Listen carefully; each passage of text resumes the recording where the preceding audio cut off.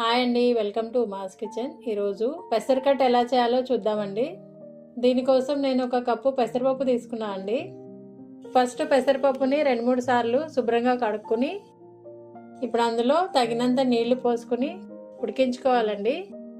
ఇది మామూలుగా కూడా చాలా త్వరగానే ఉడికిపోతుంది, కుక్కర్లోనే వేయాల్సిన అవసరం లేదు.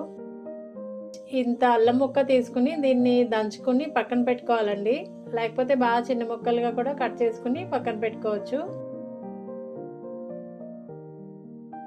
చూడండి, పెసరపప్పు బాగా ఉడికిపోయింది. ఇప్పుడు దీన్ని మెత్తగా రుబ్బుకున్న తర్వాత మనకి ఎంత వాటర్ కావాలో అంత వాటర్ పోసుకోవాలి.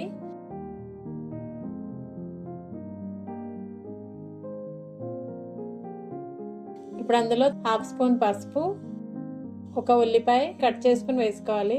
అలాగే పచ్చిమిరపకాయలు కూడా ఇలా చీలికలు చేసుకుని వేసుకోండి. రుచికి తగిన ఉప్పు కూడా వేసుకుని ఒకసారి మొత్తం కలుపుకోవాలండి.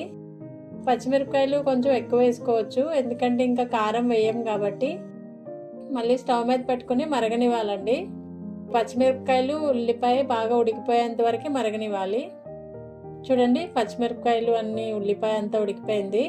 ఇప్పుడు దీన్ని తాలింపు పెట్టుకోవాలండి. స్టవ్ మీద ఒక చిన్న పాన్ పెట్టుకుని అందులో 2 టేబుల్ స్పూన్లు ఆయిల్ వేసుకుని, ఆయిల్ వేడైన తర్వాత అందులో ఆవాలు, జీలకర్ర, మనం దంచి పెట్టుకున్న అల్లం కూడా వేసుకోవాలి. తర్వాత మిరపకాయలు వేసుకోండి. వెల్లుల్లిపాయలు కొంచెం ఎక్కువ వేసుకుంటే టేస్ట్ బాగుంటుందండి. ఇవి కొంచెం వేగిన తర్వాత కరివేపాకు వేసుకోండి.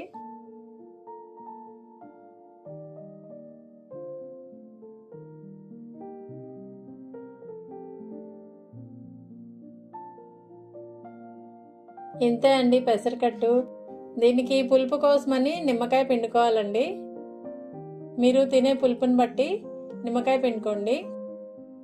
మొత్తం ఒకసారి కలుపుకొని సర్వ్ చేసుకోవచ్చండి. బాగుంటుంది, చాలా డిఫరెంట్గా.